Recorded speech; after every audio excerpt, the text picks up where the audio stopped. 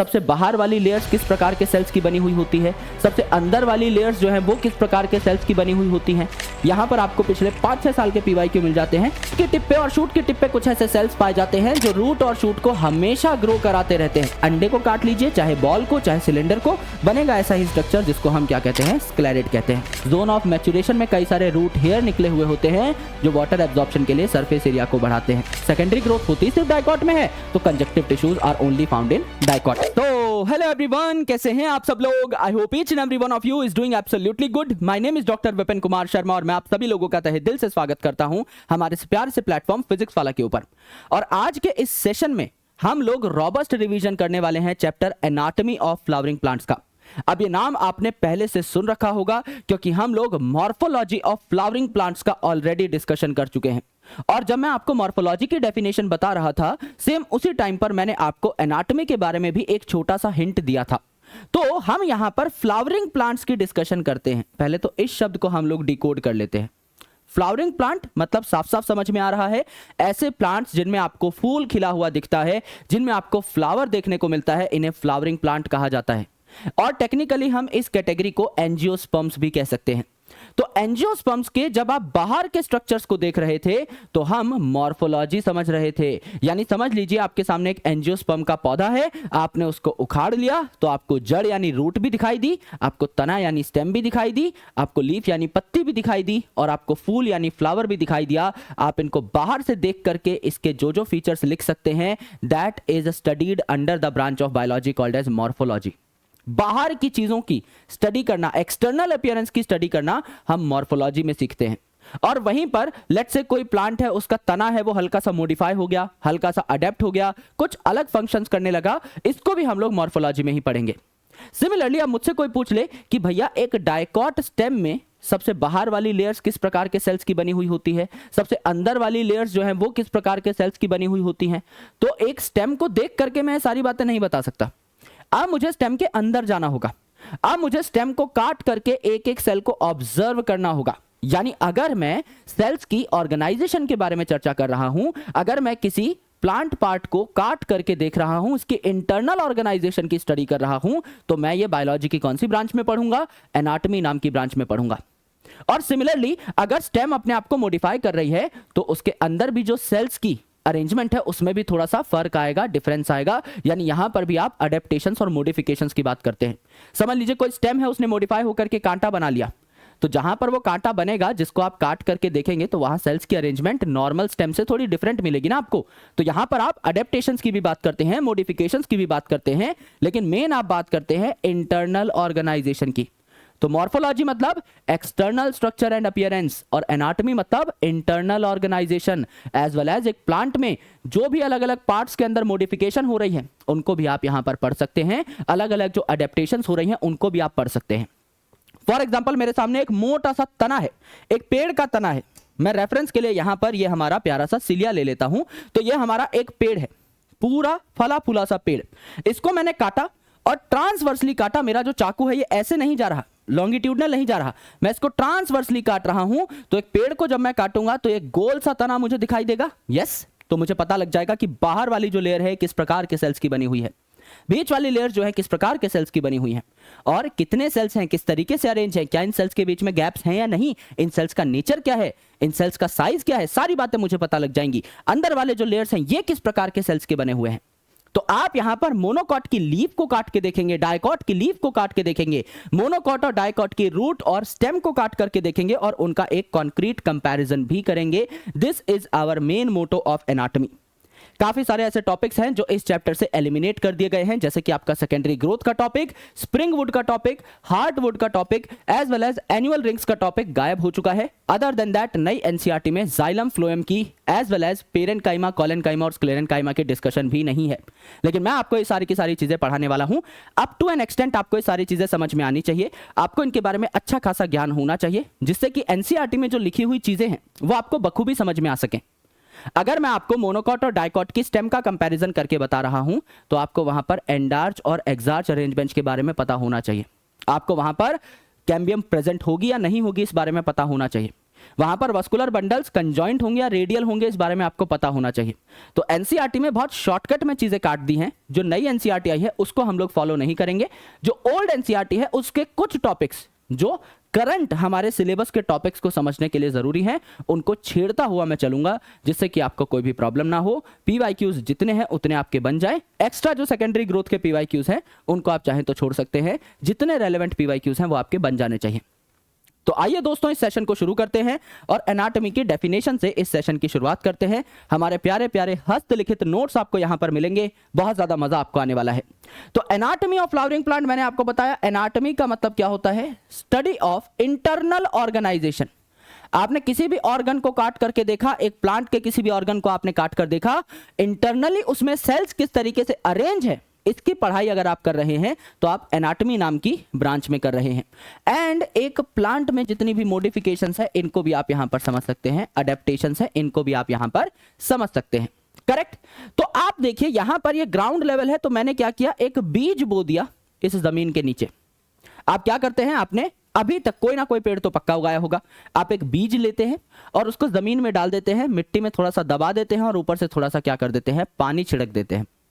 तो सीड में जो छोटा सा पोर होता है कॉल्ड माइक्रोपाइल, ये क्या करता है, पानी को सोख लेता है और इस सीड के अंदर जो स्टोर्ड फूड है वो क्या हो जाता है, पानी की मदद से हाइड्रोलाइज हो जाता है। और ये जो सीड है इसके अंदर आपकी फिर एनर्जी बननी, एटीपी बननी शुरू हो जाती है और ये जर्मिनेट कर जाता है। तो ये सीड जो है जर्मिनेट कर गया तो ऊपर निकलेगी आपकी शूट और नीचे निकलेगी आपकी रूट, आपको अच्छे तरीके से पता है।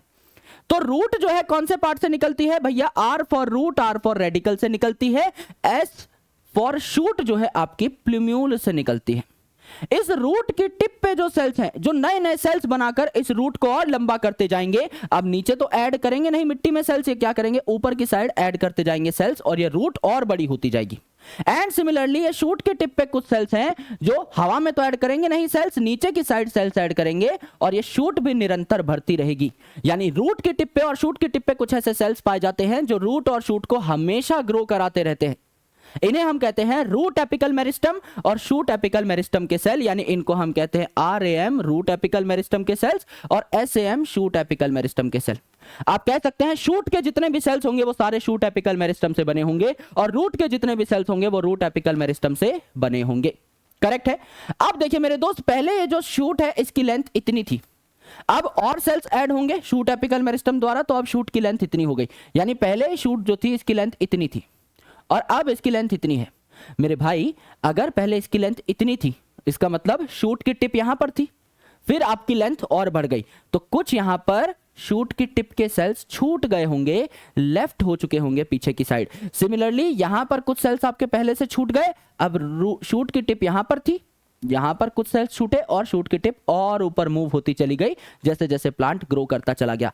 तो जैसे जैसे स्टेम ग्रो करती है बीच बीच में क्या छूट जाते हैं, ये छोटे छोटे आपके शूट एपिकल मेरिस्टम के धब्बे छूट जाते हैं, है ना। तो जैसे शूट ग्रो करती है तो कुछ मेरिस्टेमेटिक सेल्स जो हैं दे आर लेफ्ट बिहाइंड और ये एक्सिलरी बड बनाते हैं या लेटरल बड बनाते हैं। मैंने आपको लास्ट चैप्टर में यानी मॉर्फोलॉजी में समझाया था कि एक आपका टिप पे जो बड है इसको क्या कहा जाता है, एपिकल बड, क्योंकि ये अपेक्स पे पाया जा रहा है, और साइड में ये जो बड आ रहे हैं छोटे छोटे क्या कहलाते हैं, एक्सिलरी बड, जो कि लीफ की एक्सिल पे पाए जाते हैं। यानी यहां से आपकी लीफ उगेगी और यहां पर फिर जो है आपका क्या उगेगा मेरे दोस्त, ब्रांचिंग भी हो सकती है। राइट। तो आगे चल के जो है यहां पर आपको ब्रांचेस देखने को मिलेंगी। इस प्रकार से पूरा का पूरा प्लांट जो है वो जनरेट हो सकता है। तो प्लांट की हाइट बढ़ाने के लिए जो टिश्यूज रिस्पॉन्सिबल हैं वो कौन कौन से हैं, हाइट बढ़ाने के लिए यानी लेंथ बढ़ाने के लिए। अगर कोई पूछे कि प्लांट में प्राइमरी ग्रोथ हो रही है तो वो कौन कराएगा, प्राइमरी ग्रोथ मतलब लंबाई बढ़ना, सेकेंडरी ग्रोथ मतलब चौड़ाई बढ़ना, मोटाई बढ़ना, गर्थ का बढ़ना, जिसे हम क्या कहते हैं, लिटरल ग्रोथ कहते हैं। अगर आप लिटरली साइड में बढ़ रहे हैं then that is lateral growth. एक सिलेंडर की वॉल्यूम बढ़ रही है तो it is also called as cylindrical growth. मेरे दोस्त यहां पर अगर एक पेड़ का तना है तो ये तना अगर मोटा हो रहा है, ये जो सिलेंडर है ना, इसकी शेप एक सिलेंडर जैसी है, ये अगर मोटा हो रहा है तो इसे सिलेंड्रिकल ग्रोथ कहेंगे। ये अगर चौड़ा हो रहा है, लिटरली ग्रो कर रहा है, तो इसे लिटरल ग्रोथ भी कहेंगे। एंड अगर इसकी लंबाई बढ़ रही है तो इसको प्राइमरी ग्रोथ हम लोग कहेंगे या फिर इंक्रीज इन लेंथ कहेंगे। तो प्राइमरी ग्रोथ कराने के लिए रूट पे पाए जाते हैं रूट एपिकल मेरिस्टम के सेल, शूट पे पाए जाते हैं शूट एपिकल मेरिस्टम के सेल, और ये भी आपके शूट एपिकल मेरिस्टम सेल के ही धब्बे हैं जो कि आगे चल के क्या बना रहे हैं, आपका एक्सिलरी बड बना रहे हैं। करेक्ट। अब देखिए ग्रासेस में क्या होता है, घासें आपको पता है बहुत जल्दी जल्दी अपने आप को क्या कर लेती हैं, रीग्रो कर लेती हैं। आपकी सोसाइटी में, आपके स्कूल के प्लेग्राउंड में अगर घासें हैं तो उनको माली भैया काटते रहते हैं और दोबारा से वो ग्रास जो है बड़ी हो जाती है। और समझ लीजिए ये जो ग्रासेस है इनको अगर किसी जानवर ने खा लिया, किसी हर्बीवोर ने खा लिया, तो ऊपर ऊपर की ग्रास को अगर कुतर दिया है किसी ग्रेजिंग हर्बीवोर ने, किसी जानवर ने, तो इसके बीच बीच में भी आपके क्या पाए जाते हैं, मेरिस्टेमेटिक सेल्स पाए जाते हैं। इन्हें कहा जाता है इंटर कैलरी मेरिस्टम। इंटर मतलब बीच बीच में, कैलरी मतलब आपका मैच्योर्ड टिश्यूज के। तो जो ग्रास है इसकी पूरी बॉडी में मैच्योर्ड जो आपकी प्लांट बॉडी है ग्रास की, इसके बीच बीच में आपको क्या देखने को मिलेंगे, फैले हुए टिश्यूज देखने को मिलेंगे जिन्हें इंटर कैलरी मेरिस्टम कहा जाता है। तो ये जो इंटर कैलरी मेरिस्टम है मेरे दोस्त, ये जो इंटर कैलरी मेरिस्टम है मेरे भाई, ये क्या करती हैं, दोबारा से आपका इस ग्रास को रीग्रो कर देती हैं बहुत जल्दी जल्दी, और इसीलिए ग्रास जो है बहुत जल्दी अपने आप को क्या कर लेती है, रीजनरेट कर लेती है। तो इस इंटर कैलरी मेरिस्टम ने भी क्या किया, प्लांट की हाइट बढ़ाई। यानी क्या ये प्राइमरी मेरिस्टम है, क्या इसने प्लांट की प्राइमरी ग्रोथ कराई है? यस। तो चाहे रूट एपिकल मेरिस्टम हो ये भी प्लांट की लंबाई बढ़ाती है, चाहे शूट एपिकल मेरिस्टम हो ये भी प्लांट की लंबाई बढ़ाती है, और चाहे आपका इंटर कैलरी मेरिस्टम हो ये भी आपकी क्या करती है, प्लांट की लंबाई बढ़ाती है। तो ये तीनों के तीनों क्या है, प्राइमरी मेरिस्टम्स है। करेक्ट। तो अगर आप टिश्यू की डेफिनेशन देखें तो टिश्यू क्या होता है, आप लोगों ने जूलॉजी में भी पढ़ा होगा, अगर नहीं पढ़ा है तो बॉटनी में भी और जूलॉजी में भी टिश्यू की डेफिनेशन ऑलमोस्ट सेम सी ही होती है। टिश्यू क्या है, अ ग्रुप ऑफ सेल। पर क्या ये डेफिनेशन कंप्लीट है? नहीं सर। ग्रुप ऑफ सेल्स, पर कैसे सेल्स जिनका ओरिजिन कॉमन हो। जैसे मैंने आपको अभी बताया कि एक प्लांट की शूट में जितने भी सेल्स हैं ये सारे के सारे सेल्स किससे बने हैं, शूट एपिकल मेरिस्टम के सेल्स से, यानी सबका ओरिजिन कॉमन है। एक प्लांट की रूट में जितने भी सेल्स हैं कहां से बने हैं, रूट एपिकल मेरिस्टम के सेल से, यानी इनका ओरिजिन कॉमन है। एक जो प्लांट की रूट है इसमें जाइलम भी होगा, इसमें फ्लोएम भी होगा। ये जो रूट के जाइलम और फ्लोएम के डिफरेंट टाइप के सेल्स हैं ये सारे रूट एपिकल मेरिस्टम ने बनाए हैं, तो इनका ओरिजिन कॉमन है।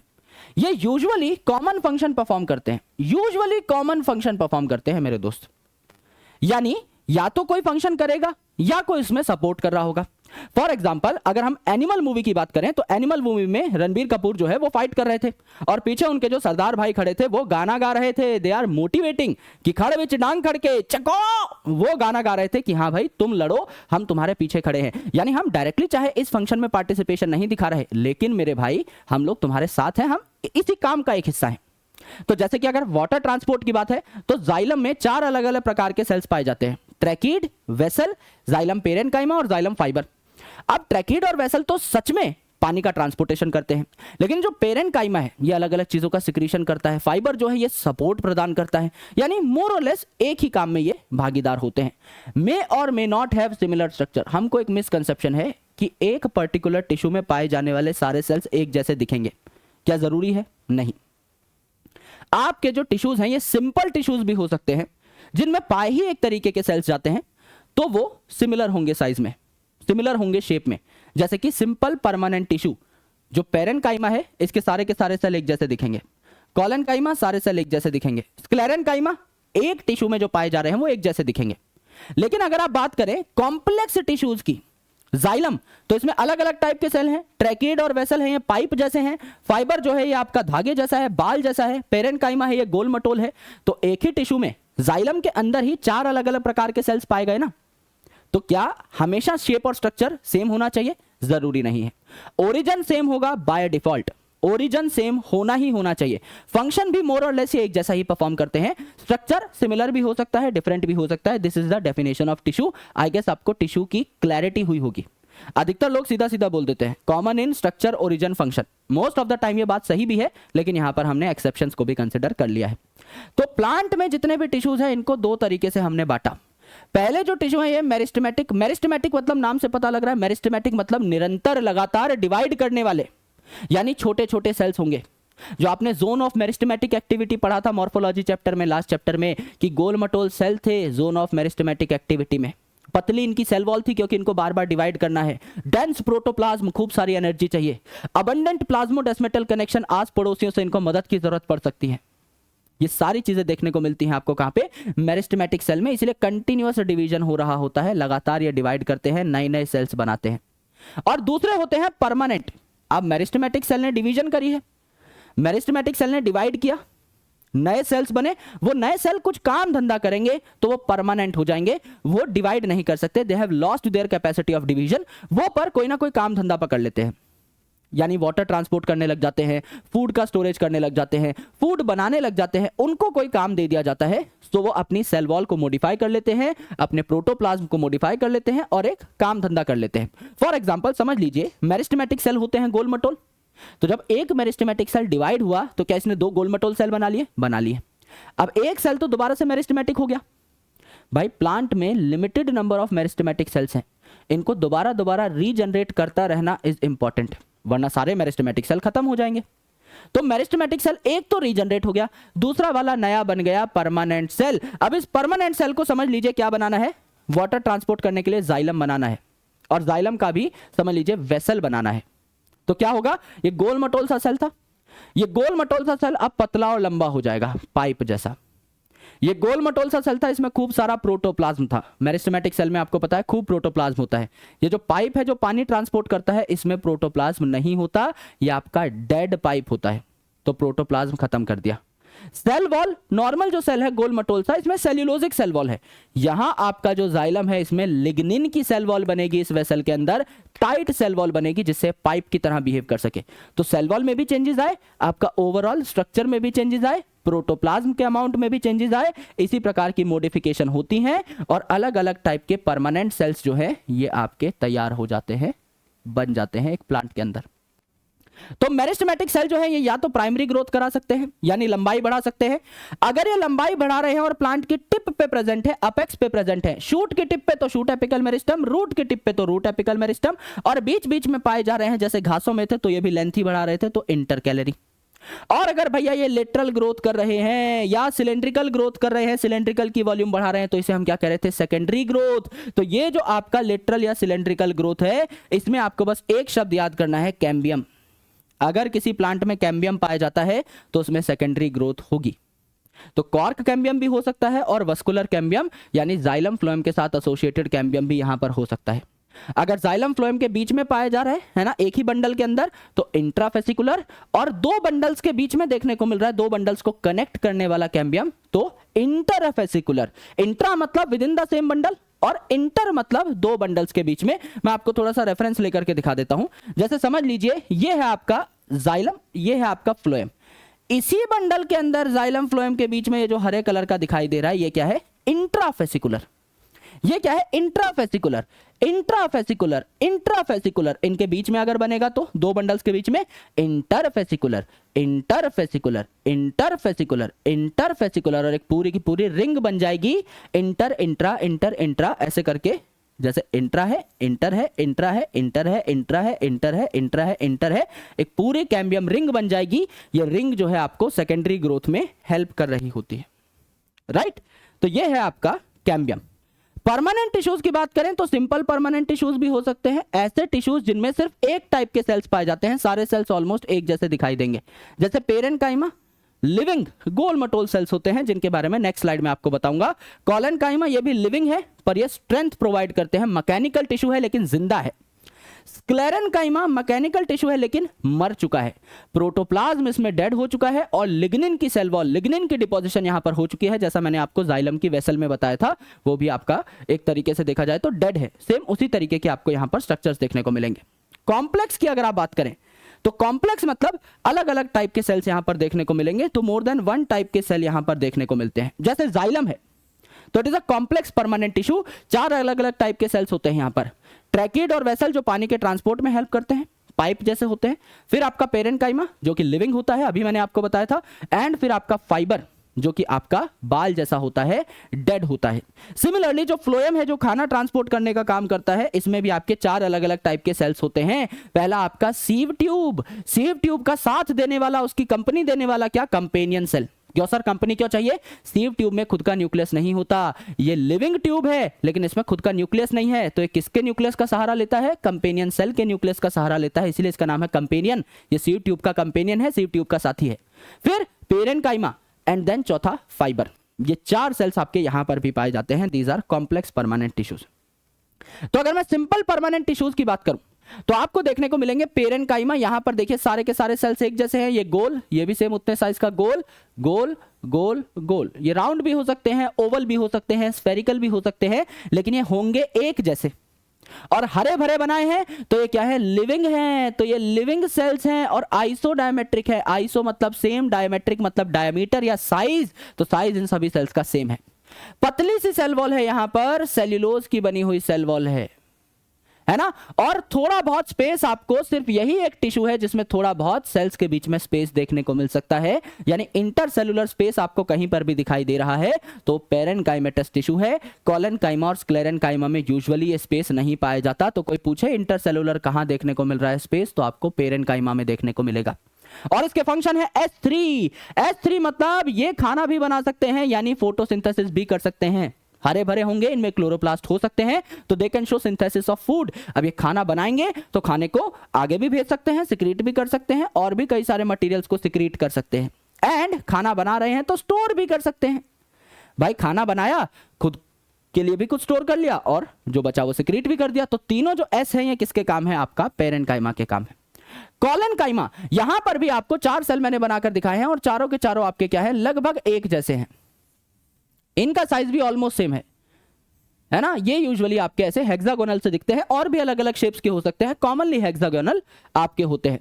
सेंटर पे एक बड़ा सा वैक्यूल पाया जाता है इन प्लांट सेल्स में, और सेंटर पे वैक्यूल है तो प्रोटोप्लाज्म बाहर की साइड खिसक जाएगा।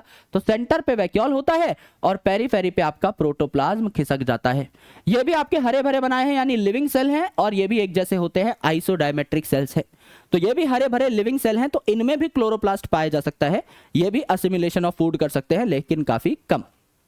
मेन इनका काम क्या है भाई? यहां पर देखिए, यहां पर इंटरसेलुलर स्पेस नहीं है, और यहां पर इस तरीके की आपकी थिक सेल वॉल्स देखने को मिल रही हैं, मोटी मोटी सेल वॉल्स देखने को मिल रही हैं, है ना। तो ये थिक सेल वॉल्स जो है, इनमें थिकनिंग किस चीज की है? सेल्यूलोज तो पाया ही जाएगा, हेमीसेल्यूलोज और पेक्टिन भी पाया जाएगा। तो यहां सिर्फ पतली सी सेल्यूलोज की सेल वॉल थी, यहां कॉर्नर स्पेस हेमीसेल्यूलोज, सेल्यूलोज और पेक्टिन भी आपको देखने को मिलेगा। तो ये टफ हो जाती हैं, लिविंग सेल हैं लेकिन टफ हैं। तो ये ऐसी चीजों को हेल्प करेंगी, स्ट्रेंथ प्रोवाइड करेंगी जो फड़फड़ाती हैं। जैसे एक छोटा सा पौधा है तो उसकी स्टेम बहुत फड़फड़ाती है, एक पत्ती जो है उसका पेटियोल, उसकी डंडी बहुत फड़फड़ाती है। तो चाहे आपका यंग स्टेम हो, चाहे आपका लीफ का पेटियोल हो, इनको फड़फड़ाने में, लहलहाने में कौन हेल्प करवाती है? आपकी कोलेनकाइमा हेल्प कराती है। एंड तीसरा है स्क्लेरेन्काइमा। ये आपका सबसे unique type of simple permanent tissue है, क्योंकि डेड होता है। इसमें जो सेल्स हैं ये मरे हुए होते हैं, इनमें मैच्योरिटी पर कोई प्रोटोप्लाज्म नहीं होता। यानी ये जब सेल्स बनते हैं तो ऑब्वियसली जब सारे सेल्स बने हैं तो एक जैसे ही हैं, लेकिन बाद में अपना सारा का सारा प्रोटोप्लाज्म लूज कर देते हैं और अपने ऊपर मोटी सी लिग्निन की सेल वॉल बना लेते हैं। तो ये डेड हो जाते हैं at maturity. So they are dead at maturity, क्योंकि इन पे लिग्निन की सेल वॉल लग जाती है। जैसे ये जो आपको काली काली दिख रही है, ये लिग्निन की सेल वॉल है। ये जो आपको ये सेंटर वाला पार्ट छोड़कर ये जो पूरा पूरा ब्राउन कलर का पार्ट दिखाई दे रहा है चारों ओर, ये मोटी सी लिग्निन की सेल वॉल है, राइट। तो यहां पर 2 प्रकार के आपके स्क्लेरेन्काइमा के सेल्स हो सकते हैं। या तो एक टिश्यू में फाइबर ही पाया जाएगा, या एक टिश्यू में सिर्फ स्क्लेरेड ही पाया जाएगा। इसलिए हम इन्हें कह रहे हैं सिंपल परमानेंट टिश्यू। यानी या तो एक टिश्यू में सिर्फ फाइबर पाया जाएगा या फिर स्क्लेरेड, तो सिंपल ही हुआ, एक टिश्यू में एक तरीके का सेल ही पाया जा रहा है। तो इनकी शेप, ओरिजिन और डेवलपमेंट डिफरेंट हो सकता है। फॉर एग्जांपल आपका फाइबर है, ये पतला लंबा बाल जैसा है, और आपका स्क्लेरेड है, ये आपका गोल मटोल है, राउंड या ओवल हो सकता है या सिलेंड्रिकल हो सकता है। भाई अगर मैं इस सिलेंडर को काटूं तो भी मुझे एक गोला दिखाई देगा, सेम ऐसा जैसा डायग्राम यहां पर है। अगर मैं इस सिलेंडर को काटूं तो भी मुझे ऐसा ही स्ट्रक्चर दिखाई देगा। अगर मैं किसी बॉल को काटूं, किसी टेनिस बॉल को काटूं, तो भी मुझे गोला ही दिखाई देगा। और अगर मैं किसी ओवल को, अंडे को काटूं, तो भी मुझे एक ऐसी ही क्रॉस सेक्शन दिखाई देगी। तो चाहे आप अंडे को काट लीजिए, चाहे बॉल को, चाहे सिलेंडर को, बनेगा ऐसा ही स्ट्रक्चर, जिसको हम क्या कहते हैं? स्क्लेरेड कहते हैं। तो बाल जैसा हमारा जो फाइबर है, रेशा है, इसके एंड्स टेपर्ड होंगे, यानी पॉइंटेड होंगे बाल की तरह, बिल्कुल सेंटर पे से मोटा होगा। यहां पर बीच में थोड़ी सी जगह है जिसको हम क्या कहते हैं? ल्यूमन।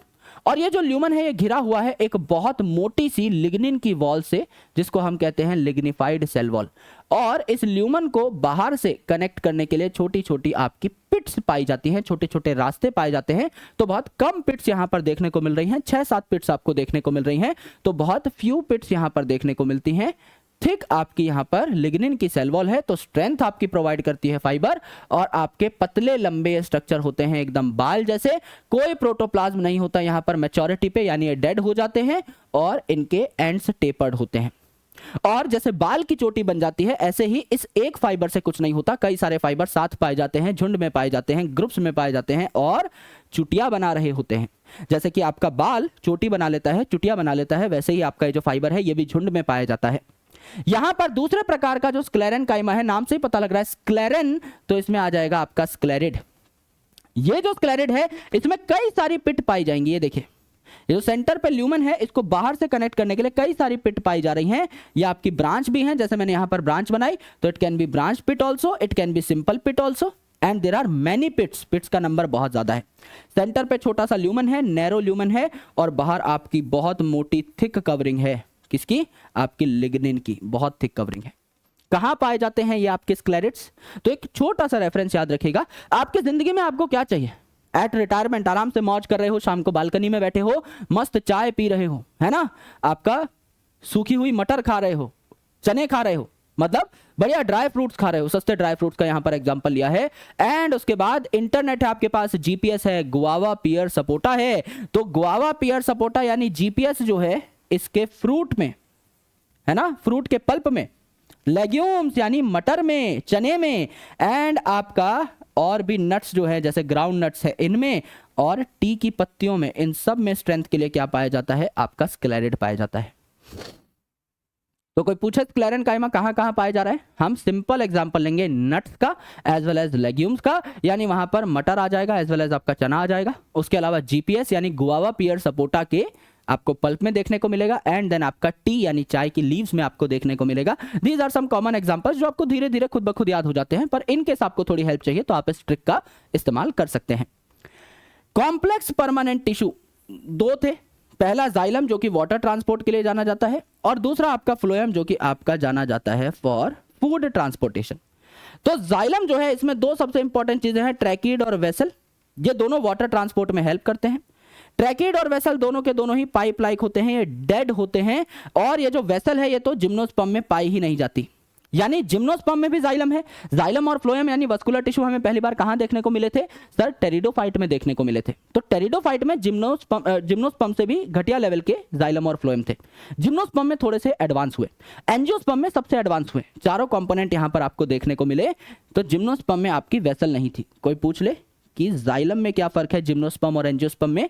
जिम्नोस्पर्म में वेसल नहीं है, और आपका एंजियोस्पर्म में चारों कंपोनेंट देखने को मिल रहे हैं। पैरेन्काइमा जो लिविंग होता है ये हरा भरा अभी बनवाया था, और फाइबर जो कि मैच्योरिटी पे डेड होता है ये भी आपको पता है ना। तो जो जाइलम पहले बनता है इसे कहते हैं प्रोटोजाइलम, और जो जाइलम थोड़ा बाद में बनता है इसको कहते हैं मेटाजाइलम। तो प्रोटोजाइलम अंदर की साइड है या बाहर की साइड, इस बेसिस पे दो तरीके की अरेंजमेंट होती है। पहली अरेंजमेंट एंडार्च अरेंजमेंट, इसको हम पढ़ेंगे स्टडी से, ट्रिक है स्टडी। एसटी का मतलब है स्टेम और डी का मतलब है एंडार्च। तो एंडार्च मतलब एंडो यानी अंदर की साइड, तो प्रोटोजाइलम सेंटर की तरफ है, अंदर की साइड है। तो स्टेम में आपको एंडार्च अरेंजमेंट देखने को मिलती है। प्रोटोजाइलम आप सेंटर पे बनाओगे, मेटाजाइलम बाहर की साइड बनाओगे।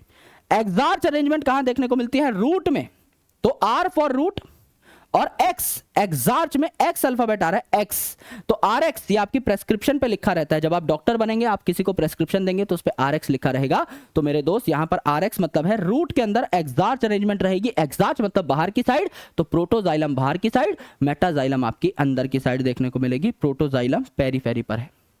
सिमिलरली जो फ्लोएम है इसमें चार कंपोनेंट है। सीव ट्यूब जो कि आपका मेन कंपोनेंट है जिससे फूड ट्रेवल करता है, इसको कंपनी देने के लिए कंपेनियन सेल, फिर आपका parenchyma and fibre that is your dead component. तो कोई पूछ ले जाइलम में कितने डेड कंपोनेंट थे? Tracheid dead, vessel dead, fibre dead, चार में से तीन डेड। और फ्लोएम में कितने लिविंग है? आपका sieve tube living, companion cell living and parenchyma living, यानी यहां चार में से तीन डेड, यहां चार में से तीन लिविंग। तो फ्लोएम जो है ये आपका ज्यादा लिविंग सेल्स को कंटेन करता है।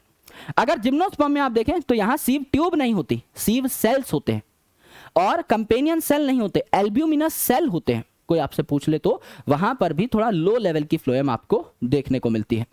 यह है आपके सिंपल और कॉम्प्लेक्स परमानेंट टिश्यूज। अब हम बात करते हैं टिश्यू सिस्टम की।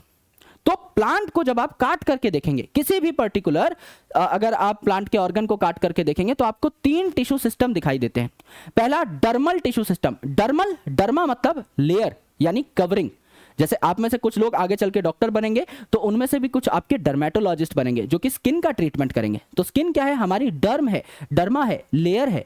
तो सिमिलरली आपका प्लांट जो है इसकी बॉडी को भी कवर करने वाली अपर लेयर को क्या कहते हैं, एपिडर्मिस कहते हैं। डर्म वर्ड वहां पर आ रहा है, यानी ये आउटर लेयर है। सिमिलरली आपके वस्कुलर टिश्यूज यानी जाइलम एंड फ्लोएम भी पाए जा सकते हैं।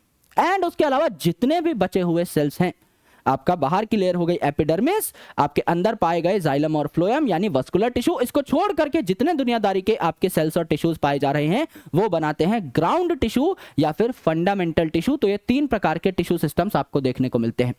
अगर आप बात करें तो स्ट्रक्चर जो है किसी भी सेल का, किसी भी टिश्यू का, ये किस पे डिपेंड करता है, यूजुअली उसकी लोकेशन पे डिपेंड करता है। और इसी बेसिस पे हमने क्या कर दिया, टिश्यू सिस्टम्स को 3 भागों में तोड़ दिया। एक सबसे बाहर वाला, एक अंदर वाला वस्कुलर टिश्यू, एंड बीच का जो आपका बचा that is your ground tissue. तो डर्मल टिश्यू सिस्टम जो है बाहर वाला है ना, ये आपका प्राइमरी प्लांट बॉडी को कवर करता है, चाहे रूट को कवर करने की बात हो, चाहे स्टेम को कवर करने की बात हो, चाहे लीव्स को कवर करने की बात हो।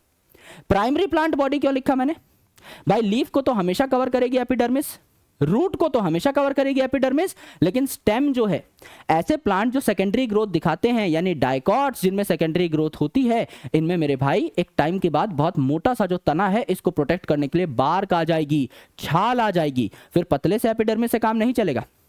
तो जब प्लांट बॉडी बहुत मैच्योर हो जाती है तो उसको एपिडर्मिस कवर नहीं करती है ना, स्टेम को उस टाइम पे एपिडर्मिस कवर नहीं कर रही होती, बार्क कवर कर रही होती है। लेकिन जब प्लांट यंग होता है, जब प्लांट की बॉडी प्राइमरी होती है, जब प्लांट थोड़ा छोटा होता है, जब तक उसमें सेकेंडरी ग्रोथ नहीं हुई है, एक मोटा लकड़ी का तना नहीं बना है, तब तक प्लांट की चाहे रूट हो, स्टेम हो, लीफ हो, उसको कौन कवर कर रही है, एपिडर्मिस कवर कर रही है ना। तो तीनों ही चीजों में हम लोग एपिडर्मिस को पढ़ेंगे। क्यूटिकल जो है ये भी आपका एपिडर्मिस के ऊपर पाई जाती है, खासकर स्टेम में और लीफ में, क्योंकि जब भैया स्टेम हरी भरी है, प्लांट यंग है, जब लीव्स आपकी हरी भरी हैं, छोटी हैं, उस टाइम पर इनसे वाटर लॉस का खतरा होता है, तो इस पे हम क्यूटिकल की लेयर बना देते हैं। सर रूट से भी वाटर लॉस को हमको रोकना चाहिए। मेरे भाई अगर रूट के ऊपर क्यूटिकल लगा दी तो पानी अंदर भी तो नहीं आ पाएगा। वैक्स जो है it is impermeable to water. मैं जानता हूं वैक्स जो है पानी को बाहर जाने से रोकेगा, लेकिन अंदर आने से भी तो रोकेगा। रूट का काम है पानी को एब्जॉर्ब करना। अगर रूट पे क्यूटिकल हुई तो पानी एब्जॉर्ब भी तो नहीं हो पाएगा। दैट्स वाई यहां क्यूटिकल नहीं पाई जाती। तो रूट पे जो एपिडर्मल सेल्स हैं, रूट पे जो एपिडर्मल सेल्स हैं ये क्या बनाते हैं, यूनिसेलुलर रूट हेयर बना लेते हैं। तो रूट हेयर जो है ये आपके सॉफ्ट होते हैं, क्योंकि यूनिसेलुलर हैं, एक ही सेल के हैं, बहुत छोटे हैं, तो इनका सरफेस एरिया बढ़ाने का काम होता है। आपको पता है जोन ऑफ मैच्योरेशन में, मॉर्फोलॉजी में आपने पढ़ा था जब हम रूट की डिस्कशन कर रहे थे, जोन ऑफ मैच्योरेशन में कई सारे रूट हेयर निकले हुए होते हैं जो वाटर एब्जॉर्प्शन के लिए सरफेस एरिया को बढ़ाते हैं। सिमिलरली स्टेम में भी आपके छोटे छोटे हेयर निकले हुए हो सकते हैं, इन्हें स्टेम हेयर या ट्राइकोम कहा जाता है।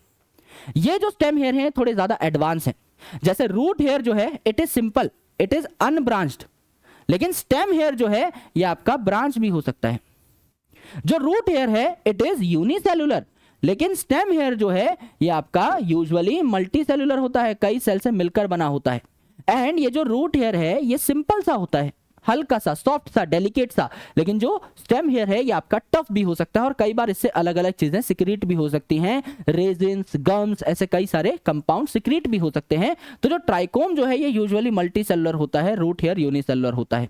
रूट हेयर सॉफ्ट होता है, जबकि आपका ये जो स्टेम हेयर है ये सॉफ्ट के साथ साथ स्टिफ यानी टाइट भी हो सकता है। आपका अनब्रांच होता है रूट हेयर, लेकिन ये वाला आपका ब्रांच भी हो सकता है।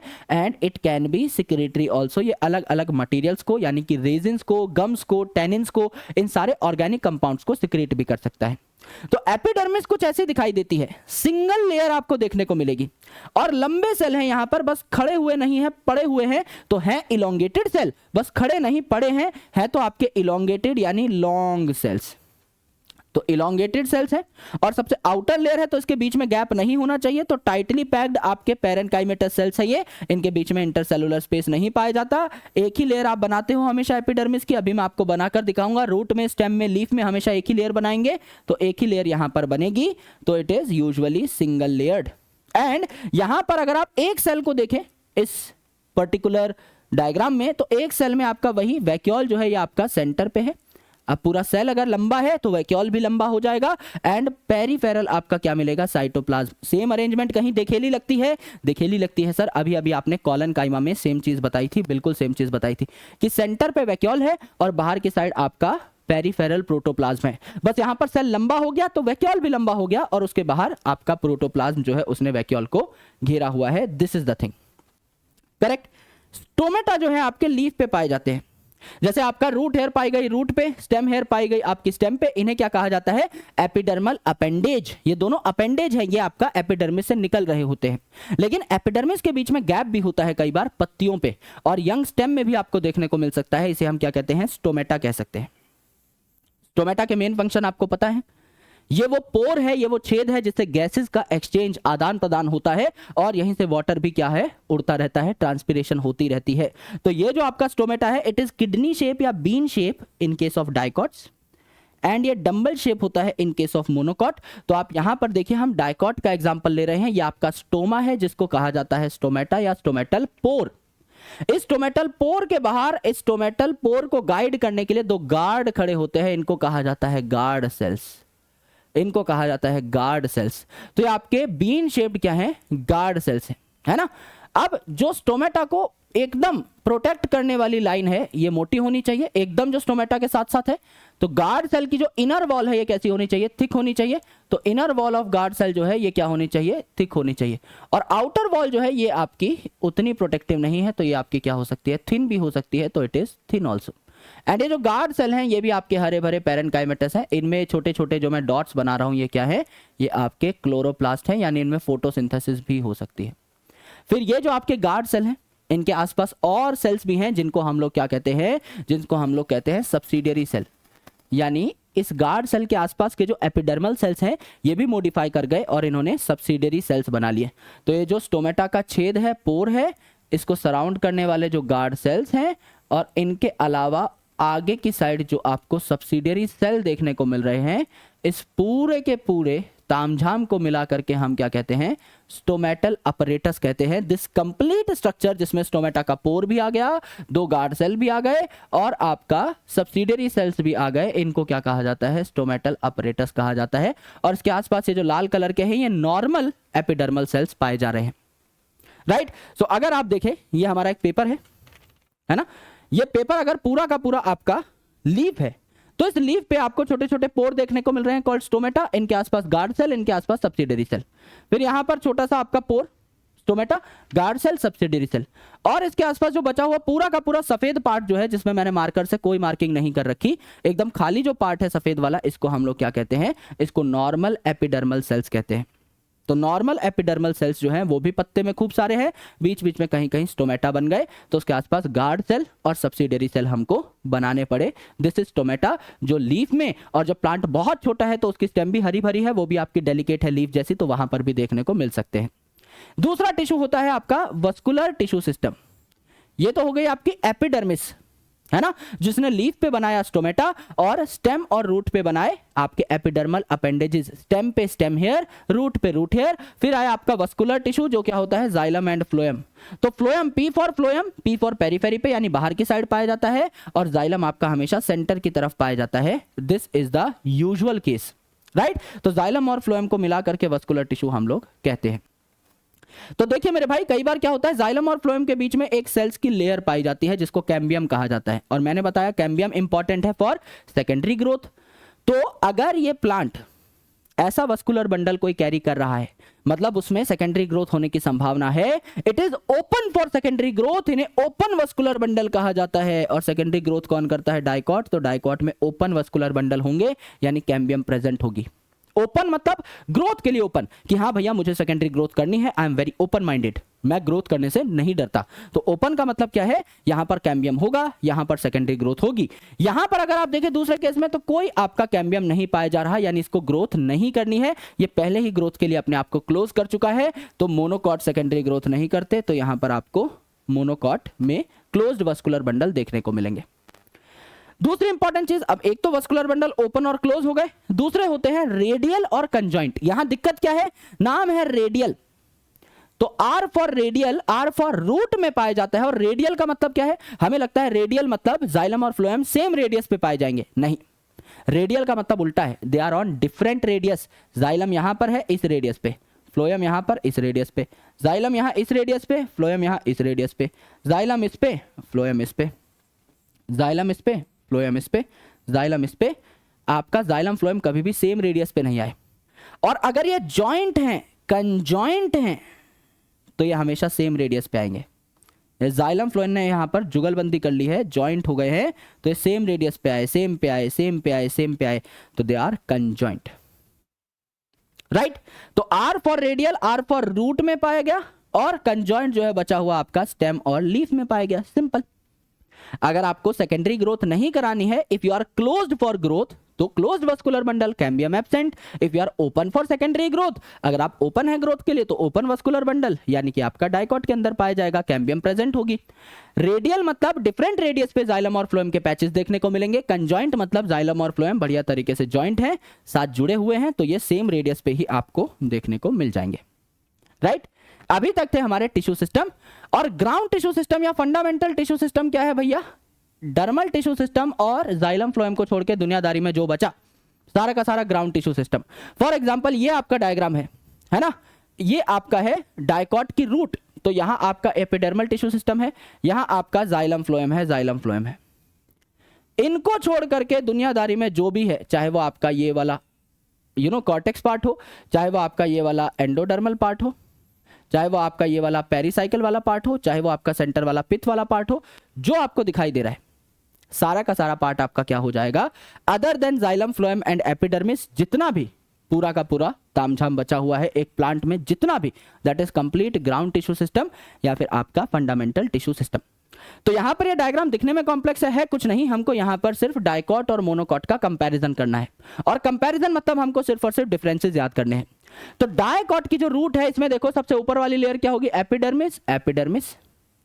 तो ये एपिडर्मिस है, तो यहां पर कई सारे रूट हेयर है, क्योंकि यूजुअली डाइकॉट जो है they are more complex as compare to monocot, तो हम हमेशा एक स्टैंडर्ड बड़े वाले डाइकॉट का एग्जांपल लेंगे और एक छोटे मोनोकॉट का एग्जांपल लेंगे फॉर कंपैरिजन। तो यहां पर आपके रूट हेयर अच्छे खासे हैं, root hair, root hair, root hair, root hair, correct correct. यहां देखिए रूट हेयर कंपैरेटिवली कम है। तो पहला डिफरेंस क्या देखने को मिला? एपिडर्मिस एक जैसी है, वही आपके लेटे हुए इलोंगेटेड सेल है, वही आपका सिंगल लेयर ऑफ सेल है, सारी चीजें सेम है, लेकिन यहां पर बस रूट हेयर ज्यादा, यहां पर रूट हेयर कम, क्योंकि डाइकॉट आर मोर कॉम्प्लेक्स, तो उसमें ज्यादा रूट हेयर देखने को मिलेंगे। रूट हेयर के बाद और एपिडर्मिस के बाद, जिसको रूट में एपिब्लेमा कहा जाता है, चाहे मोनोकॉट हो चाहे डाइकॉट हो, एपिब्लेमा ही कहा जाता है।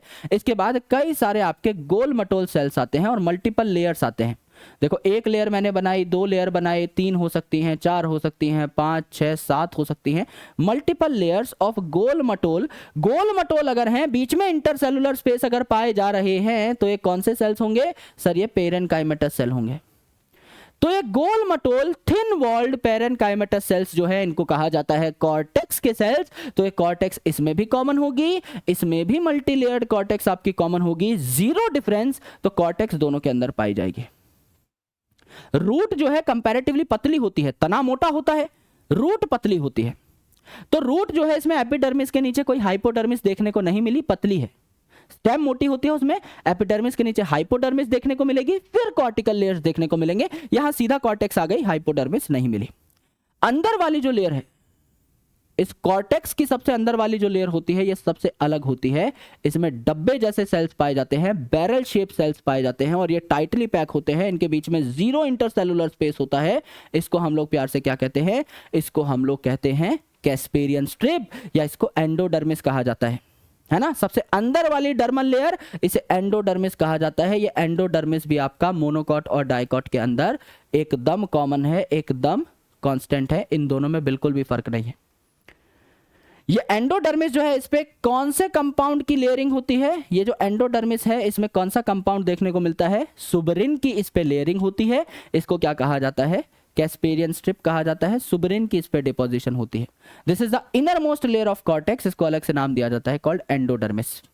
एंडोडर्मिस के अंदर आपके थोड़ी सी हल्की सी मोटी वॉल है ये गोलमटोल आपके पेरेनकाइमेटस गोलमटोल सेल्स ही है ना। इनके बीच में हल्का सा इंटरसेलुलर स्पेस भी आपको देखने को मिल रहा है। ये जो सेल्स है, ये है आपके पेरीसाइकिल के सेल्स, और सबसे सेंटर पे जो देखने को मिलते हैं, ये अलग से छोटे से सेल्स, छोटी सी जो आपकी सेंट्रल मोस्ट पार्ट है, इसे हम पित्त कहते हैं। तो लेयर्स क्या हुई, सबसे पहले एपिडर्मिस, यहां पर आपकी हाइपोडर्मिस नहीं है, लेकिन स्टेम में अगर आप देखेंगे एपिडर्मिस के नीचे हाइपोडर्मिस, फिर आपके कॉर्टेक्स, फिर आपका कॉर्टेक्स का सबसे अंदर वाला लेयर एंडोडर्मिस, फिर आपका पेरिसाइकिल, सबसे सेंटर पे पित्त। और ये जो पेरिसाइकिल रीजन है, इसी पेरिसाइकिल रीजन में जाइलम फ्लोएम देखने को मिलते हैं। तो अगर ये रूट है, डाइकॉट की रूट है, तो मुझे बताओ इसमें वस्कुलर बंडल्स कैसे होंगे। डाइकॉट की रूट है, R for root, R for radial, radial मतलब जाइलम फ्लोएम अलग अलग रेडियस पे पाए जाएंगे, xylem phloem, xylem phloem, xylem phloem, xylem phloem. क्या हमने सही बनाया? सही बनाया सर। दूसरी इंपॉर्टेंट चीज, जाइलम कैसी होगी? हमने कहा रूट में आर एक्स है ना, स्टेम में क्या थी? S T D, S T for stem, D for endarch, R X, root में एक्सार्च, एक्सार्च मतलब प्रोटोजाइलम बाहर की साइड, छोटा वाला प्रोटोजाइलम बाहर की साइड, फिर उससे बड़ा अंदर की साइड, फिर मेटाजाइलम सबसे अंदर की साइड, प्रोटोजाइलम बाहर, मेटाजाइलम अंदर, प्रोटोजाइलम बाहर, मेटाजाइलम अंदर, प्रोटोजाइलम बाहर, मेटाजाइलम अंदर, एंड सो ऑन। तो आपको यहां पर ये सेम वस्कुलर बंडल्स देखने को मिले, सेम चीज यहां पर देखने को मिली है ना। आपका यहां पर प्रोटोजाइलम बाहर, मेटाजाइलम अंदर, प्रोटोजाइलम बाहर, मेटाजाइलम अंदर, प्रोटोजाइलम बाहर, मेटाजाइलम अंदर, प्रोटोजाइलम बाहर, मेटाजाइलम अंदर, एंड सो ऑन। कुछ डिफरेंस आपने नोट किया? अरे सर डिफरेंस तो नोट किया। क्या? कि यहां पर ये जो जाइलम के पैचेस हैं ये सिर्फ 4 है डाइकॉट में।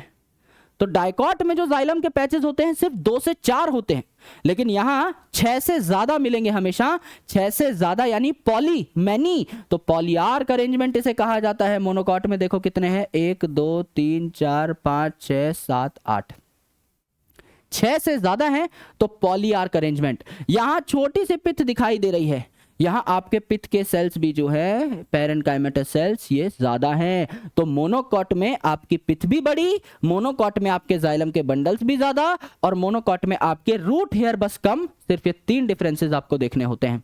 एक और छोटा सा डिफरेंस है जो कि आपको पहले से पता है, क्या? कि सर डाइकॉट जो है इसमें सेकेंडरी ग्रोथ होती है, मोनोकॉट में सेकेंडरी ग्रोथ नहीं होती। तो यहां बीच बीच में आपके टिश्यूज पाए जाते हैं, ये आपके डंडे जैसे जो मैंने बना रखे हैं, जाइलम और फ्लोएम के बीच में थोड़े थोड़े टिश्यू पाए जाएंगे। इनको हम क्या कहेंगे? Conjunctive tissue. ये कंजक्टिव टिश्यू जो आगे चल के कैम्बियम की तरह बिहेव करते हैं, ये आपके क्या हो जाएंगे? कंजक्टिव टिश्यू हो जाएंगे। तो they are responsible for secondary growth. Secondary growth होती सिर्फ डाइकॉट में है, तो conjunctive tissues are only found in dicot. यानी अगर मैं इस पूरे के पूरे एक डायग्राम को समराइज करूं तो दिस इज डाइकॉट। डाइकॉट में आपकी एक एपिडर्मिस है और खूब सारे रूट हेयर हैं। मोनोकॉट में एपिडर्मिस है और थोड़े कम रूट हेयर है। एक डिफरेंस पता लगा, कॉर्टेक्स दोनों के दोनों में एकदम सेम सी है। एंडोडर्मिस जिसके जो सेल्स है इस पे सुब्रिन की कोटिंग है, इसे कैस्पेरियन स्ट्रिप कहा जाता है, ये भी दोनों के अंदर सेम है। पेरिसाइकिल दोनों के अंदर ऑलमोस्ट सेम है। बस डाइकॉट में क्या होगा, जो पेरिसाइकिल रीजन है यहां पर जाइलम फ्लोएम के बीच में कंजक्टिव टिश्यू भी पाए जाएंगे जो सेकेंडरी ग्रोथ कराएंगे, यानी लेटरल ग्रोथ कराएंगे। तो यहां से लेटरल रूट निकलेगी, यहां से नहीं निकलेगी मोनोकॉट से। मोनोकॉट जो है इसमें जाइलम के ज्यादा बंडल पाए जाएंगे, मोर देन 6, इसे पॉलीआर्क अरेंजमेंट कहा जाता है। डाइकॉट में सिर्फ 2 से 4 बंडल पाए जाते हैं। डाइकॉट में आपकी पित्त छोटी होती है, मोनोकॉट में पित्त बड़ी होती है। यानी 4 डिफरेंस अगर आपको बताऊं तो 4 डिफरेंस दोबारा से क्या हो जाएंगे, यहां पर डाइकॉट में रूट हेयर ज्यादा, मोनोकॉट में रूट हेयर कम। डाइकॉट में कंजक्टिव टिश्यू प्रेजेंट, मोनोकॉट में एब्सेंट। डाइकॉट में पित्त छोटी, मोनोकॉट में बड़ी। डाइकॉट में आपके जो जाइलम के बंडल हैं 2 से 4, जबकि मोनोकॉट में मोर देन 6, यानी पॉलीआर्क अरेंजमेंट। ये आपके कंप्लीट डिफरेंसेस हैं, कोई भी पॉइंट यहां पर नहीं छूटा। सिमिलरली अगर आप लीफ की बात करें, डाइकॉट और मोनोकॉट की लीफ की, तो डाइकॉट की जो लीफ है इसे क्या कहा जाता है, इसे कहा जाता है डॉर्सीवेंट्रल लीफ। डॉर्सीवेंट्रल नाम से क्या पता लग रहा है कि डॉर्सल सरफेस और वेंट्रल सरफेस अलग है। जैसे आपका हाथ है तो आप बता सकते हो ये वाला पार्ट अलग है, ये वाला पार्ट अलग है। हाथ की दोनों साइड अलग दिखती है, एक जैसी नहीं दिखती। सिमिलरली जो डाइकॉट की लीफ है ये भी अलग अलग दिखती है। इस पे ऊपर वाला जो सरफेस है इसको कहते हैं अडेक्शियल सरफेस, और नीचे वाला जो सरफेस है इसे कहते हैं अबैक्सियल सरफेस। तो ऊपर वाला जो सरफेस है इस पे कम स्टोमेटा होते हैं या स्टोमेटा एब्सेंट भी हो सकते हैं, और नीचे वाले सरफेस पे ज्यादा स्टोमेटा होंगे। यानी नीचे वाले सरफेस पे मैंने स्टोमेटा बनाया, ऊपर वाले सरफेस पे मैंने कोई स्टोमेटा नहीं बनाया। अडेक्सियल पे अपर एपिडर्मिस पाई जाएगी, है ना। एपिडर्मिस तो दोनों साइड ही पाई जाएगी कवरिंग के लिए, तो आपका अपर एपिडर्मिस है ये। यहां लोअर एपिडर्मिस देखने को मिलेगी, और पत्ती है तो क्यूटिकल भी देखने को मिलेगी। अब मेरे दो सबसे इंपॉर्टेंट पॉइंट क्या है, अगर यहां पर स्टोमेटा है तो स्टोमेटा के आसपास हवा के उड़ने के लिए एयर कैविटी होनी चाहिए, यानी ऐसे सेल होने चाहिए जिनके बीच में हवा के आने जाने की जगह हो, यानी कि इंटरसेलुलर स्पेसेस हो। तो यहां पर गोल मटोल मीजोफिल सेल्स पाए जाते हैं, जिनको स्पंजी मीजोफिल कहा जाता है। जैसे स्पंज में हवा भर जाती है ना, फुसफुसा होता है, वैसे यहां पर फुसफुसे मीजोफिल पाए जाते हैं। इन्हें कहा जाता है एयर कैविटी कंटेन करने वाले स्पंजी मीजोफिल। और ऊपर की साइड कोई स्टोमेटा ही नहीं है तो वहां एयर कैविटीज की जरूरत ही नहीं है, तो वहां सेल्स जो है टाइटली पैक्ड होते हैं, लंबे लंबे खंबे जैसे सेल्स टाइटली पैक्ड होते हैं। इसको क्या कहते हैं? पैलिसेड पैरेन्काइमा या पैलिसेड मीजोफिल। ऊपर खंबे जैसे मीजोफिल, क्योंकि ऊपर कोई स्टोमेटा की रिक्वायरमेंट नहीं है। नीचे स्टोमेटा है तो हवा भरे हुए स्पंजी मीजोफिल आपको देखने को मिलेंगे। तो नीचे स्पंजी मीजोफिल, ऊपर पैलिसेड मीजोफिल, नीचे स्टोमेटा है, ऊपर कोई स्टोमेटा नहीं। यह है आपका डॉर्सीवेंट्रल लीफ यानी डाइकॉट लीफ। तो डाइकॉट लीफ में आपके वस्कुलर बंडल भी पाए जाएंगे। तो ऊपर की साइड एपिडर्मिस, नीचे की साइड एपिडर्मिस, है ना। वस्कुलर बंडल यानी जाइलम एंड फ्लोएम, जो कि आपका मिडरिब में वेन्स और वेनलेट्स में पाए जाएंगे। एक्चुअल में वो कनेक्शन ही तो है जहां से आपका खाने का और पानी का आदान प्रदान हो रहा है। और बीच में आपका ये जो जितना पार्ट बचा है सारा का सारा क्या है? ये है आपका ग्राउंड टिश्यू सिस्टम यानी फंडामेंटल टिश्यू सिस्टम, जिसमें ऊपर पैलिसेड पैरेन्काइमा है, नीचे स्पंजी पैरेन्काइमा है। अगर आप डाइकॉट की लीफ देखें तो रेटिकुलेट वेनेशन पाई जाएगी। सबसे मोटी है मिडरिब, तो इसमें सबसे बड़े जाइलम फ्लोएम के बंडल पाए जाएंगे। उसके बाद है आपके वेन्स, थोड़े छोटे जाइलम फ्लोएम के बंडल, और फिर वेनलेट्स, थोड़े और छोटे आपके जाइलम फ्लोएम के बंडल। जितना मोटा एक पत्ती पे पाइप नजर आ रहा है उतने ही बड़े वहां पर जाइलम फ्लोएम होंगे। तो यहाँ पे सबसे मोटा पाइप ये बीच वाला, उससे छोटे इसके जस्ट साइड से निकल रहे ये वाले, और सबसे छोटे जो इसकी भी ब्रांचिंग बन रही है आपके ये वाले। करेक्ट है, एकदम करेक्ट है। मोनोकॉट में अगर आप देखें तो इसे कहते हैं आइसो बायलेटरल लीफ। आइसो का मतलब सेम, बाय का मतलब दोनों साइड। तो यहां पर ऊपर और नीचे की साइड कोई फर्क नहीं रहता। ऊपर भी बराबर नंबर ऑफ स्टोमेटा अडेक्शियल सरफेस पे, नीचे भी बराबर नंबर का स्टोमेटा अबैक्शियल सरफेस पे। ऊपर भी स्टोमेटा तो यहां भी एयर कैविटी चाहिए, यहां भी गोल मटोल मीजोफिल। नीचे भी स्टोमेटा, यहां भी एयर कैविटी चाहिए, यहां भी गोल मटोल आपके मीजोफिल। यानी ये जो पैलिसेड मीजोफिल है, ये जो पैलिसेड पैरेन्काइमा है, ये एब्सेंट है, इसकी जरूरत ही नहीं है। दोनों साइड आपके क्या है? स्टोमेटा है। तो दोनों साइड फुसफुसी हवा भरी कैविटीज आपको चाहिए, तो गोल मटोल हवा भरे मीजोफिल यहां मिलेंगे। वस्कुलर बंडल भी यहां पर देखने को मिलेगा। तो वस्कुलर बंडल यानी वस्कुलर टिश्यू, ऊपर का एपिडर्मिस, नीचे का एपिडर्मिस यानी डर्मल टिश्यू, बीच में जितना हरा भरा भाग यानी जितने भी आपके मीजोफिल सेल हुए, ये सारे के सारे क्या कहला जाएंगे? ये सारे के सारे कहला जाएंगे आपके ग्राउंड टिश्यू। कई बार आपके ये जो आइसोबायलेटरल लीफ है, इसके अडेक्शियल सरफेस पे, ऊपर वाले सरफेस पे वेन के साथ ही आपको कुछ बड़े बड़े सेल्स देखने को मिलते हैं। इन्हें कहा जाता है बुलीफॉर्म सेल्स। ये आपके बड़े बड़े बुल जैसे सेल्स है ना, बड़े सांड जैसे सेल्स हैं, बड़े सेल्स हैं, इन्हें बुलीफॉर्म सेल्स कहा जाता है। ये आपके लार्ज, बड़े, एम्प्टी और कलरलेस सेल होते हैं। कोई कलर नहीं होता इनका, एम्प्टी होते हैं ये, क्योंकि अपने अंदर पानी को भरना चाहते हैं ये। तो जैसे हमारे पानी की टंकी पे एक अलार्म सेट होती है ना कि पानी की टंकी भर गई है, कृपया मोटर बंद करें, सेम वही जो है आपका यहां पर ये अलार्म का काम करती है। ये पूरे प्लांट को बताती है कि पानी अच्छा खासा है धरती में या नहीं। अगर धरती से पानी अच्छा खासा आ रहा है, अगर धरती से पानी अच्छा खासा आ रहा है तो इस बुलीफॉर्म सेल में पानी भर जाएगा, भर जाएगा। तो ये कहेगा हाँ यार नीचे से पानी अच्छा खासा आ रहा है, मतलब बढ़िया पानी, good amount of water is present in soil. आप खूब पानी उड़ाओ, प्लांट को कहेगा खूब अय्याशी करो, कोई दिक्कत नहीं है, खूब ट्रांसपिरेशन करो, नीचे खूब सारा पानी है। जब इसके अंदर पानी भर जाएगा तो बाकी आसपास के सेल समझ जाएंगे कि बहुत पानी है हमारे पास, डरने की कोई बात नहीं है। लेकिन जब इस बुलीफॉर्म सेल में पानी नहीं होता तो आसपास के सेल समझ जाते हैं कि पानी की किल्लत है, मर मर के पानी का उपयोग हमको करना है। तो पत्ती अपने सरफेस एरिया को कम कर लेती है, कर्ल हो जाती है। तो पत्ती चौड़ी रहेगी, अय्याशी करेगी, या फिर आपका कर्ल हो जाएगी और पानी बचाएगी। टोटली किस पे डिपेंड करता है? बुलीफॉर्म सेल्स की एक्टिविटी पे डिपेंड करता है। तो यह आपका पैरेलल वेनेशन वाला क्या है? मोनोकॉट का लीफ है। इसमें आपकी मिडरिब सबसे मोटी होती है, मेन वेन और बाकी सारी लगभग सेम साइज की होती हैं। तो सबसे मोटा आपका वस्कुलर बंडल यहां बीच वाली में, और बाकी सब में ऑलमोस्ट सेम साइज का वस्कुलर बंडल आपको देखने को मिलता है। एंड मेरे दोस्त लास्ट में आती है आपकी स्टेम। तो स्टेम अगर आप देखें तो डाइकॉट स्टेम जो है इट इज वेरी कॉम्प्लेक्स, क्योंकि इसमें सेकेंडरी ग्रोथ होती है।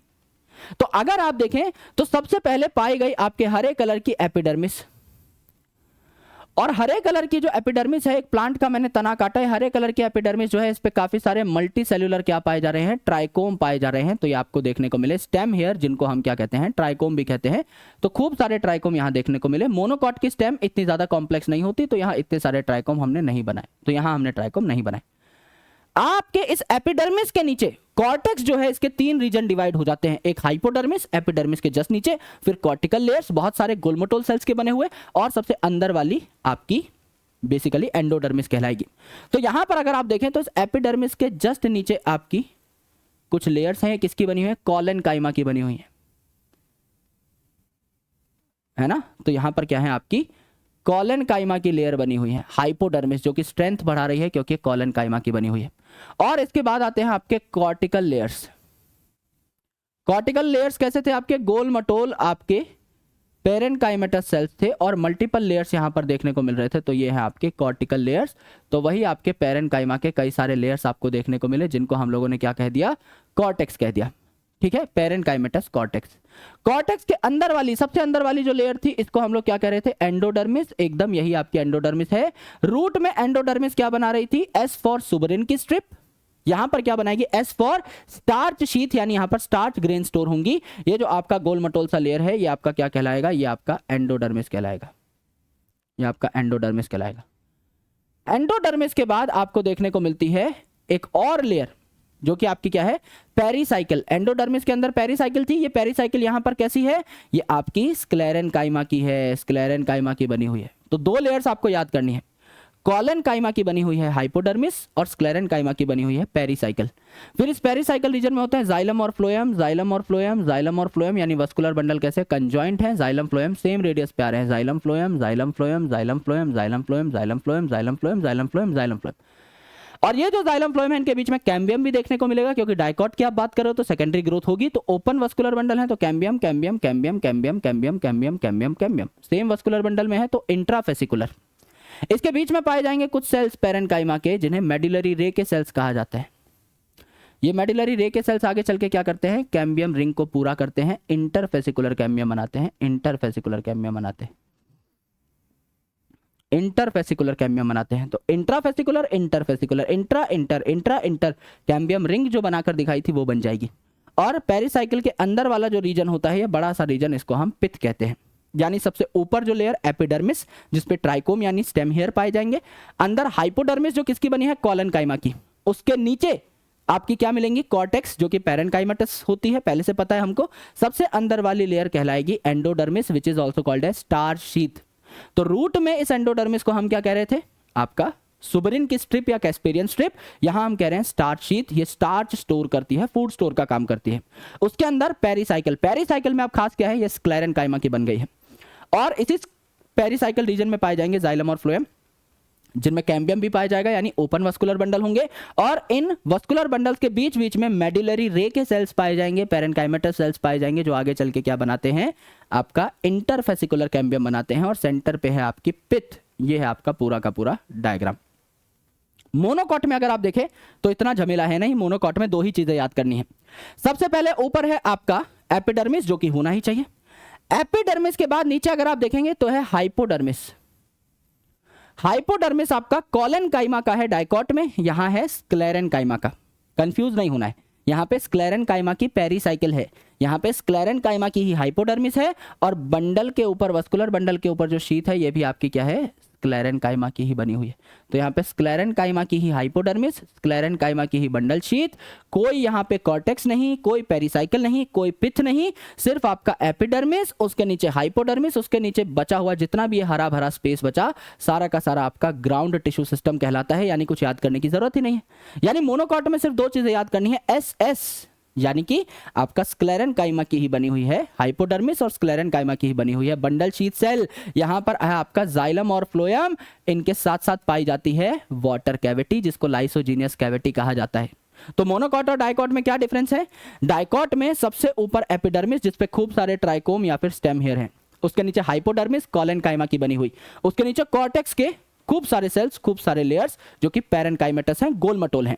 फिर एंडोडर्मिस है ना, आपके टाइटली पैक्ड सेल्स, जिन्हें स्टार्च शीथ कहा। फिर पेरीसाइकिल, जो कि स्क्लेरेनकाइमा की है, उसके अंदर की साइड आपको पिथ मिली, और ये जो पेरिसाइकल रीजन है इसी में जाइलम और फ्लोएम है, इनमें कैम्बियम और मेडुलरी रेज भी देखने को मिल रही हैं। मोनोकॉट की अगर आप बात करें तो सबसे बाहर एपिडर्मिस जिस पे ट्राइकोम्स का कोई अच्छा खासा नंबर नहीं है, फिर हाइपोडर्मिस जो कि स्क्लेरेनकाइमा की है, और बंडल शीथ सेल जो कि अगेन स्क्लेरेनकाइमा की है। हाइपोडर्मिस के नीचे जितने भी सेल हैं सबको ग्राउंड टिश्यू ही बोला, कोई यहाँ पर पिथ नहीं, कोई पेरिसाइकल नहीं, कोई कॉर्टेक्स नहीं, कोई एंडोडर्मिस नहीं, ये पूरा हरा भरा जो रीजन है इसको पूरे को मिला के ग्राउंड सब्सटेंस बोला। यहाँ पे जाइलम और फ्लोएम के बीच में वाटर कैविटी पाई जाती है। मोनोकॉट में ही लीफ में बुलिफॉर्म सेल्स पाए जा रहे थे एडेक्शियल सरफेस पे, और मोनोकॉट में ही यहाँ पर वस्कुलर बंडल के बीच में वाटर कैविटी या लाइसोजीनियस कैविटी पाई जाती है। और ये आपके सारे के सारे पीवाईक्यूज हैं जिनके आंसर्स मैंने ऑलरेडी टैग कर दिए हैं। यहां पर आपको पिछले 5-6 साल के पीवाईक्यू मिल जाते हैं। डिलीटेड टॉपिक से भी पीवाईक्यू हैं जिनको आप एक बार रिव्यू कर लीजिएगा, जिससे कि आपको थोड़ा सा अच्छा खासा आइडिया लग जाए कि एग्जामिनेशन में किस प्रकार के क्वेश्चन आते थे। So this was your complete lecture of anatomy. मैं जानता हूं कि इसको माइंड मैप से करना काफी डिफिकल्ट है क्योंकि काफी सारी चीजें हैं जो आपको हाथ से बनाकर देखनी पड़ेंगी। So I will recommend you my Prachand series lecture. अगर आप एक एक चीज हाथ से बनाकर देखना चाहते हैं और आप किसी बैच का पार्ट अगर नहीं है तो आप प्रचंड सीरीज को देखिएगा। अगर आप बैच का पार्ट है तो वेल एंड गुड, जैसे कि अलग अलग बैचेस में जो स्टूडेंट्स देख रहे हैं they have gone through this topic really well.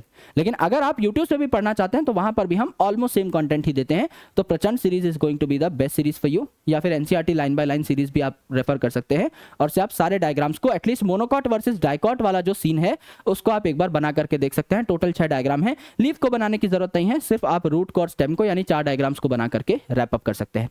I hope आपको ये लेक्चर बहुत मजेदार लगा होगा। And now we are going to proceed towards the most interesting unit of 11th class biology, that is plant physiology. Respiration, photosynthesis और plant growth and development पे अब हम लोग ताबड़तोड़ हमला करने वाले हैं। हम लोग ऑलरेडी सिस्टमैटिक्स को कंप्लीट कर चुके हैं, साइटोलॉजी को कंप्लीट कर चुके हैं एंड स्ट्रक्चरल ऑर्गेनाइजेशन को भी कंप्लीट कर चुके हैं। So this is a great feat. So congratulations to all of you, आप लोगों ने बहुत सपोर्ट दिखाया। अगर आज का सेशन आपको समझ में आया और पसंद आया तो तारा रारा in the comment section please, या फिर विपू sir OP in the comment section, जिससे कि मुझे मिल सके खुशी और मैं अगला लेक्चर आपके लिए और भयंकर तरीके से तैयार कर सकूं और आपको सुप्रीम कंटेंट दे सकूं। Thank you so much, lots of love, जय हिंद। मिलता हूं अगले सेशन में, तब तक के लिए अपना ख्याल रखिए और पढ़ाई करते रहिए। जय हिंद।